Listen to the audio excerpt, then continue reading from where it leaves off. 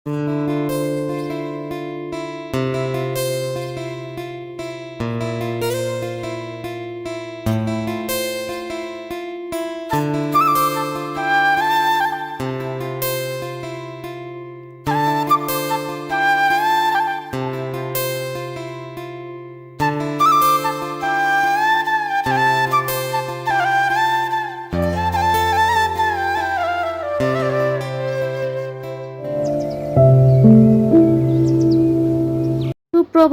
কেমন আছো তোমরা সবাই? ত্রিপুরা থেকে আমি বান্টি নতুন আরও একটি ব্লগে তোমাদের সবাইকে জানাই অনেক অনেক ভালোবাসা। আজ হলো মঙ্গলবার, অমাবস্যার প্রথম দিন। তো অমাবস্যার অনেক অনেক শুভেচ্ছা ও ভালোবাসা জানাই আমার সকল বন্ধুদের। ঘড়িতে বাজে ঠিক 5টা, একটুখানি আগেই ঘুম থেকে উঠলাম।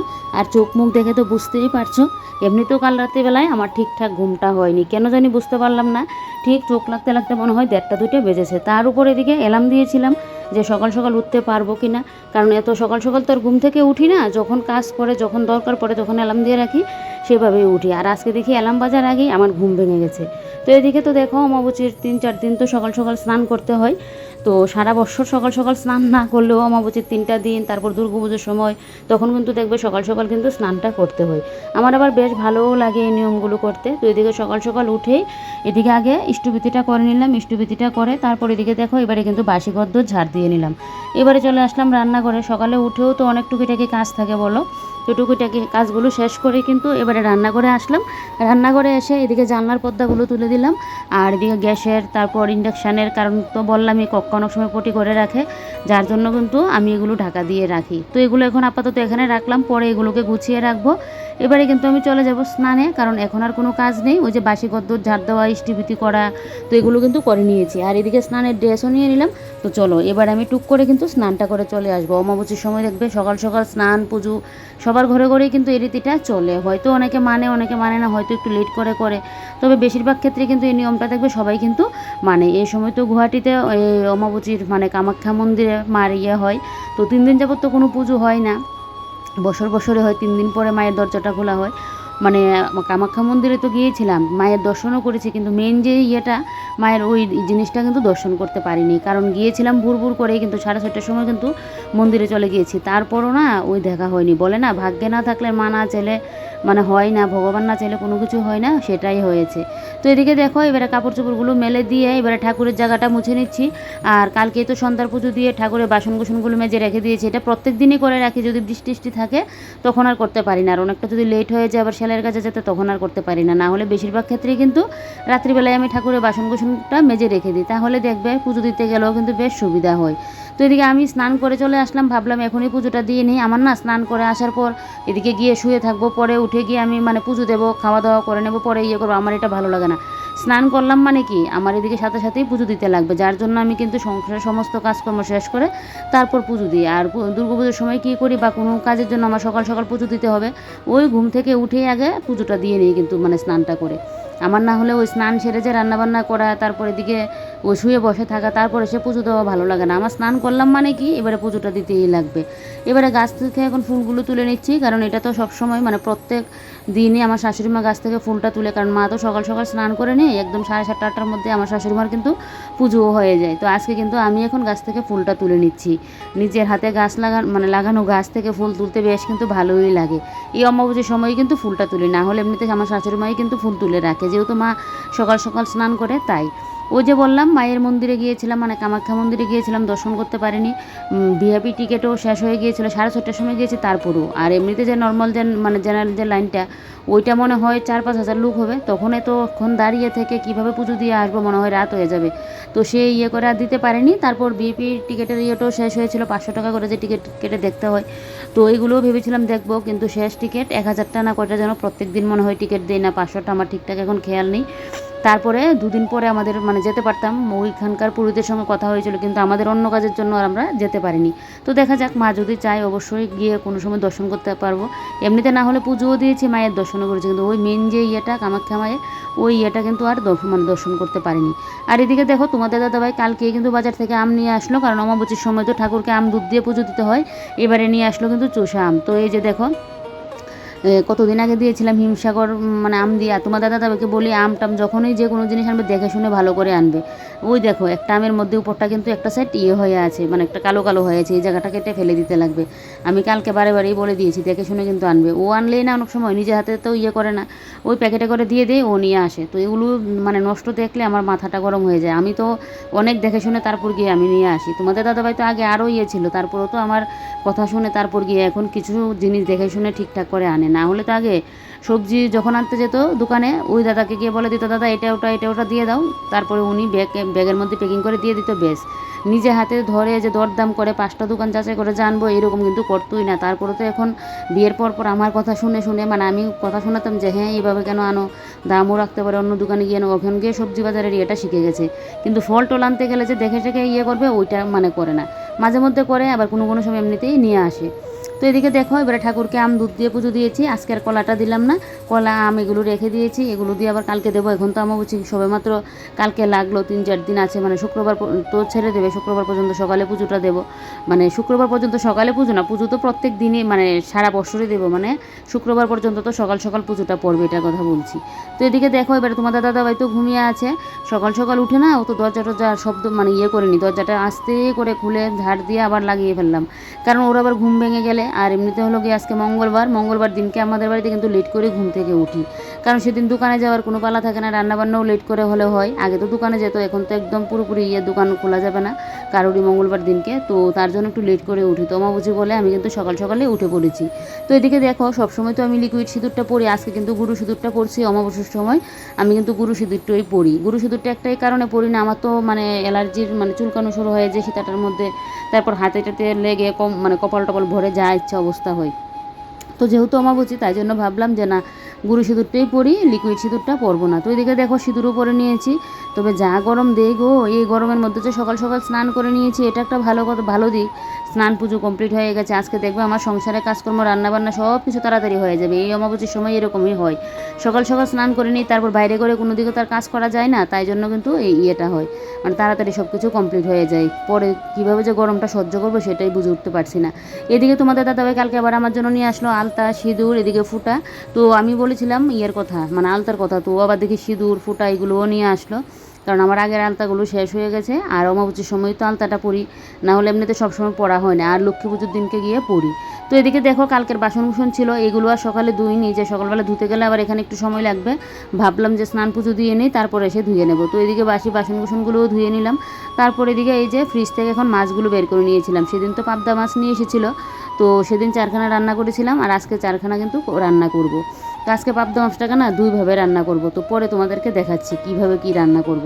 তো এবারে জল দিয়ে রাখলাম যাতে পাবদা মাছটার মানে বরফটা কেটে যায়। রান্না তো বসাবো পরে, আগে টিফিন হোক, তারপরে তোমাদের দাদাভাই ঘুম থেকে উঠতে 8টা, তারপর গিয়ে কিন্তু রান্নাবান্না বসাবো। আমি রান্নার কিছু কাজ এগিয়ে রাখছি যাতে তাড়াতাড়ি রান্নাটা আমার কমপ্লিট হয়ে যায়।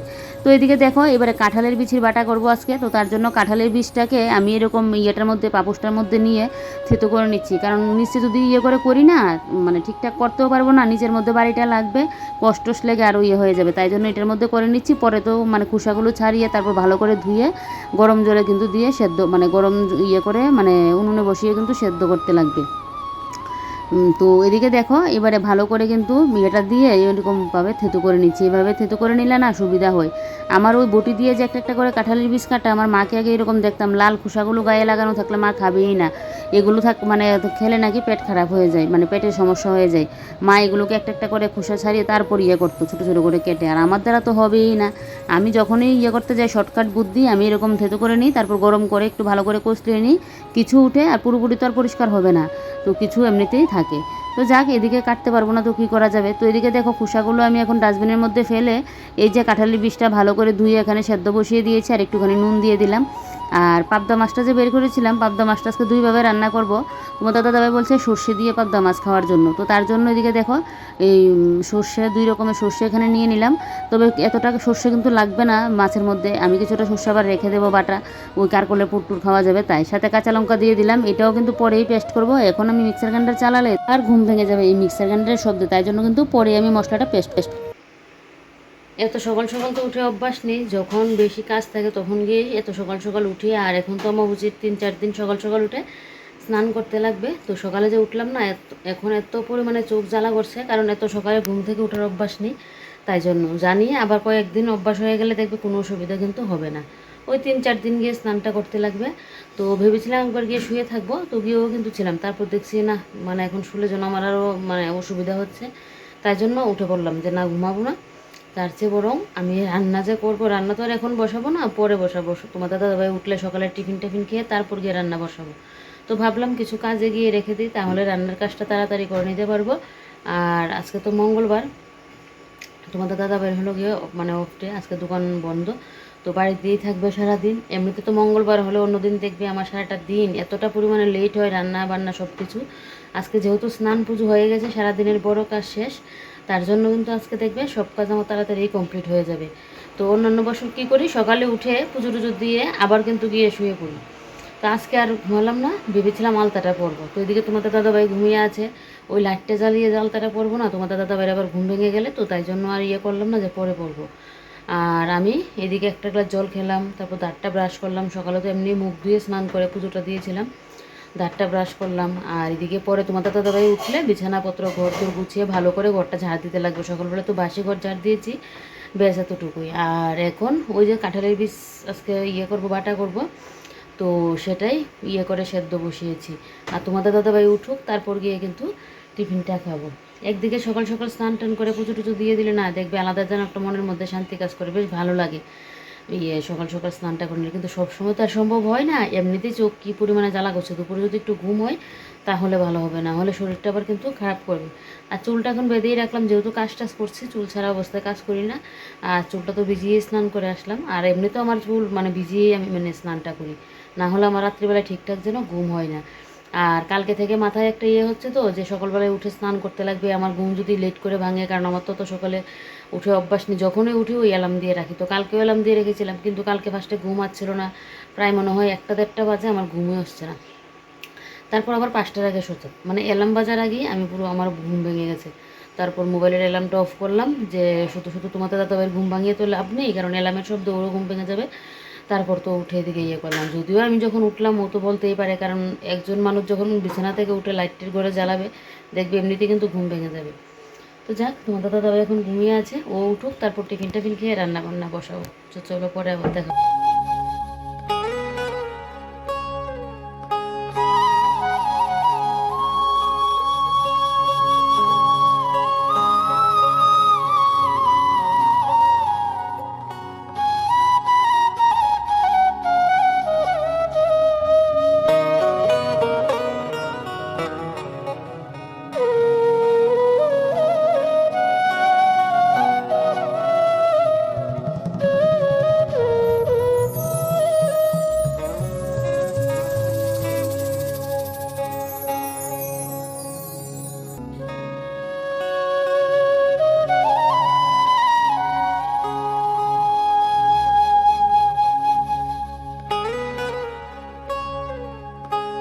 এখন 8টা বাজতে 10 মিনিট বাকি। তোমাদের দাদাভাই ঘুম থেকে উঠলো, আর আমি সবজিপাতিগুলোকে কাটা মানে করে সেদ্ধ টেদ্ধ করে তারপর আমিও এসে কিছুক্ষণ যাবত শুয়ে রইলাম। আমার না সকালবেলায় ঘুম থেকে উঠলে একটাই অসুবিধা হয়, এত পরিমাণে চোখ জ্বালা করে যে একটুখানি শুয়ে থাকি না ঘুমটা আসুক, না এটাও হয় না। তার উপর কালকে রাত্রিবেলায় আমার ঘুম হচ্ছিল না, অনেকটা লেট করে ঘুম হয়েছে। তারপর তো সকাল সকাল উঠে পড়েছি অ্যালার্মের আগেই, ওই যে মাথায় রয়েছে একটা সকাল সকাল স্নান করতে লাগবে, তাই ওই সকাল সকাল উঠলে একটাই সমস্যা, আমার চোখ জ্বালা করবে। আবার তো আমার ঘুম আস্তে আস্তে সেই রাত্রিবেলায় দুপুরের দিকে তো আমার ঘুমও আসে না।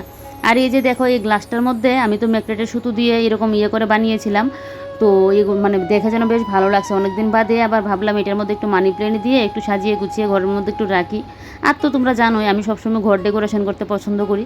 আর এদিকে তোমার দাদাভাই এখন মুখটা ধুচ্ছে, আমি ভাবলাম মিফাকে আমি আলতাটা পরিনি, আগেই আলতাটা পরতাম, ও যেহেতু ঘুমিয়েছিল তাই জন্য কিন্তু আর আলতাটা পরিনি, কারণ লাইটটা জ্বালালে আবার ও মানে করবে। আর আমি যেহেতু ভিডিও করি অন্ধকার ঘরের মধ্যে তো আর করবো না, লাইট জ্বালিয়ে আমাকে ভিডিও করতে লাগবে, তাই জন্য কিন্তু আর করলাম না। তো তোমার দাদাভাই মুখ ধুতে ধুতে আমি ভাবলাম মিফাকে আমি আলতাটা পরিনি, তারপর গিয়ে দুজনে মিলে টিফিনটা করবো। আমি আর একা একা টিফিন করিনি, আমার আবার যে মানে একা একা না, আমার ভাত খেতেও ভালো লাগে না একা একা, ওই মোবাইল নিয়ে দেখি।